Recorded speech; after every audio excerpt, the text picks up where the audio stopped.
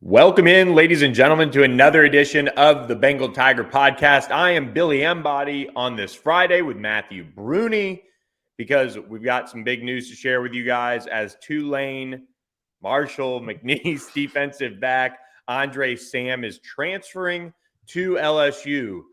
Big pickup for the Tigers here in the secondary. A position of need at the safety position is addressed with Sam, who played in the 2022 season from Marshall, transferred to Tulane to follow Lance Guidry, who left Marshall for Tulane, only to find out that he was going to end up at Miami. The Iowa, Louisiana native is now going to play out his final season of college football at LSU. Matty B, I got to give a shout out, first of all, to one of our listeners, Wally D04 on Twitter. Let me know that it was not Iowa, Louisiana. It was Iowa, Louisiana. So shout out to our listeners. I'm glad you said it. Helping us out on the Bengal Tiger podcast. But what's your initial reaction to Andre Sam coming in to LSU now? Yeah, I'm gonna have a more in-depth piece up on the site here pretty soon. Once we're done recording this. But on a surface level, he's exactly what they needed at the safety position. He did play some nickel for Marshall as well. I think he's versatile in that respect. He can get in the box. If nothing else, he's just an experienced guy who played a ton of snaps on a Marshall defense that was very good last year. Like, that's a Marshall team that I know well from Conference USA, and last year obviously in the Sun Belt. Marshall was routinely putting out quality defensive players, and so for him to step in there and put up 53 tackles in a safety / nickel / box safety type role, I think that's really impressive. And I think that's what this defense needed, because I kept saying time after time, every single podcast, beating the dead horse of what are they going to do at safety if Burns or Brooks misses any time? Like, I didn't have an answer for that. I thought it was maybe Javian Toviano as a true freshman. I just think that was asking a lot. And so now with this addition, I feel a lot better.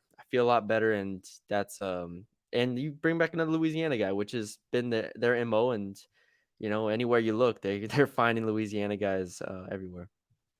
Yeah, I like this one. I was watching some of his film that he put out on Twitter, and look, you look at that Notre Dame game that he had against the Irish. It was very impressive. I'm sure that's going to be kind of all over your film breakdown for our That Bengal was his Tigers best game of the subscribers. year for sure. Yeah. I mean, double-digit tackles in that game, and I think the thing that stood out is just kind of the edge that he plays with. He's not kind of falling into tackles. He's going out and pursuing and making plays, and I think that's important. Now, he's got to step up coming from Marshall. He's got to step up, just in general coming to the SEC. Mm-hmm. But I think that mentality will certainly help him when it comes to trying to factor in. The safety position has just been kind of really hurt by injuries and guys not being available as much, and he's going to have to play for LSU. Odds are. I mean, the last couple of years have really shown that this safety group is not one that you can really just rely on. It's almost like the defense's running back position in a sense, with kind of the injuries they've sustained here and there. But I think he's somebody that factors into the rotation, and you get a veteran player who allows maybe a Javian Toviano to develop a little bit more, or some of those other young safeties that come in. But this is a very low risk, potentially high reward land for LSU with him only having one more year. Yeah, and like I said before, I remember watching practice where Kerry Cooks was just rotating guys, a lot of different guys who weren't true safeties, playing them, trying to get them in at free safety or at different safety spots throughout the spring. So it just takes off the pressure of maybe a Zy Alexander, to where he won't have to step in at safety if everything goes well. Guys like that, Sage Ryan, who I think is probably better at nickel than safety.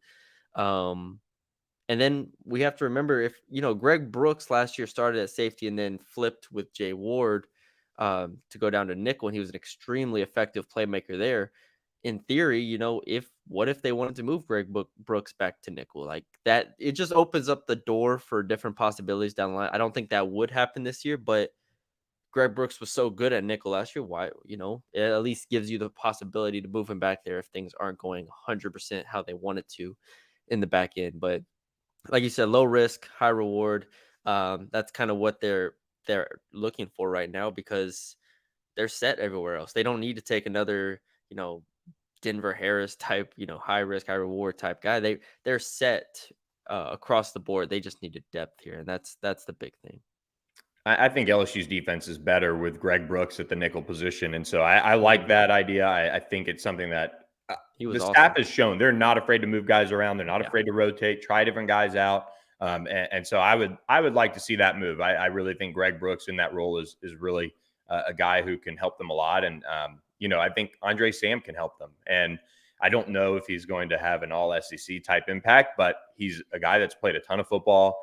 Obviously, he's going to bring a lot to the table from a passion standpoint, just getting this 1 year to play for LSU, which in the SEC, you can't win on passion, but you could certainly help yourself a little bit when it comes to just being able to set the tone for the rest of the defense and kind of have that winning mentality. I think the guys that they brought in that last year before 2022, a lot of them had that mindset, and that's why we saw the quick turnaround that we did. So another guy that is highly motivated going into his money year, his final year, and trying to put a stamp on his college career. I remember writing at some point like not only Javian Toviano, but I was excited to be like, all right, are they gonna play Kylan Jackson as soon as he steps on campus as safety, like Ryan Yates? These guys that are obviously gonna be true freshmen. I was like, how are they gonna have to rely on them immediately when they step on campus? So there's still a possibility, there's still a situation to where Kylan Jackson and Javian Toviano step in and have to play this year. I think this is a huge get in being able to not pressure them into it. You want them to naturally develop into that. And I think Javian Toviano and Kylan Jackson have very high ceilings, but reaching those ceilings takes time. And so that's the big thing for me is getting him on there. And what year is this for Sam? Year 5, 6? Sam first stepped on a college campus in 2017. So a So year after me. Yeah, a year yeah, after me. yeah, We're yeah. getting there. That is wild. Yeah, well, thanks a lot, COVID. Just weird stuff out there. We're kind of at the tail end of some of these guys that are that much older in a Exactly. sense playing college football. But yeah, same class as Todd Harris. So I'm pretty sure same maybe the class after Todd Harris. So but just wild.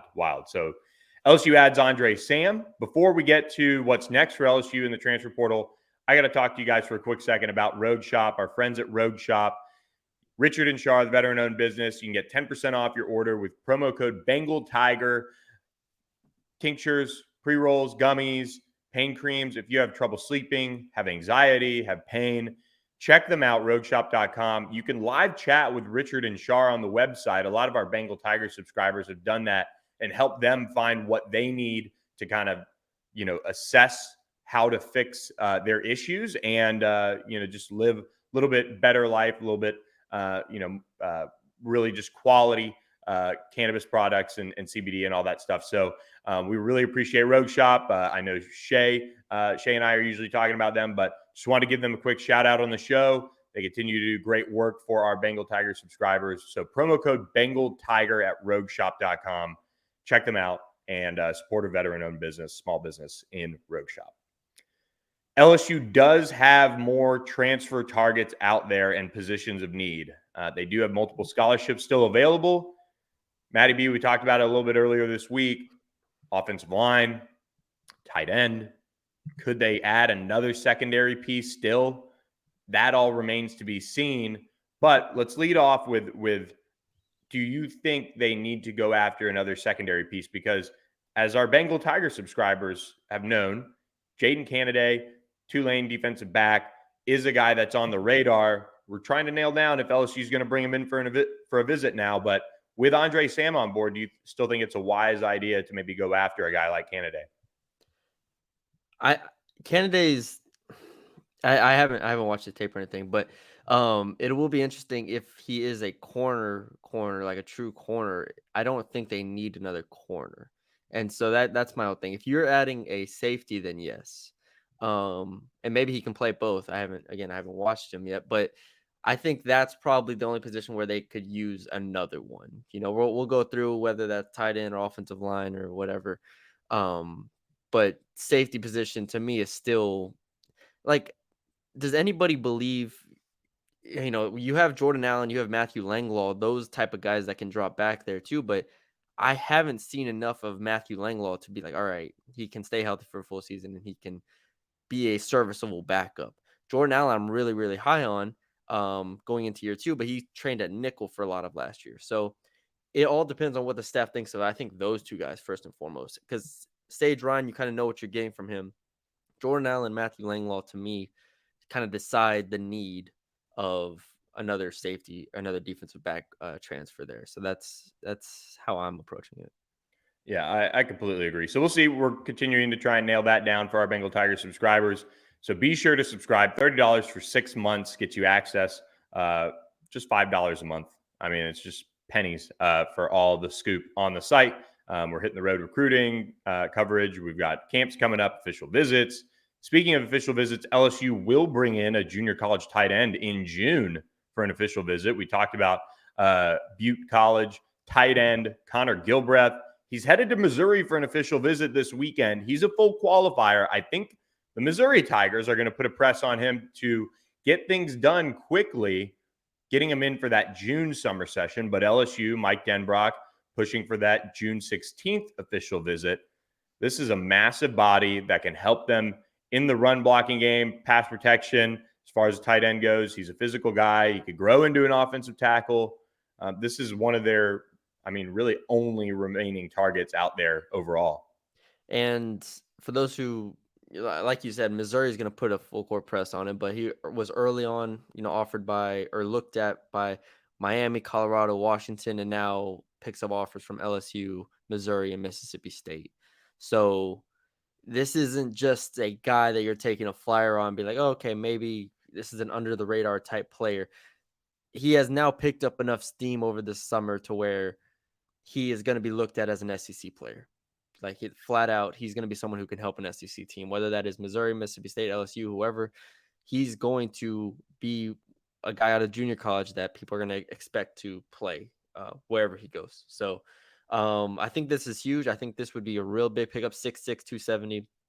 Like you said, it could even grow into an offensive tackle at some point. Maybe that's the plan. Maybe it's not. But either way, they need help at tight end, I think, to bring in a veteran tight end that can block.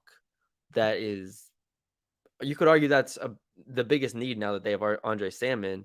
Like, you don't want to rely on these 3 freshmen as much as we like them, as much as we are high on these 3 freshmen. You want to have a stable force next to Mason Taylor, and I think Gilbreth would offer that.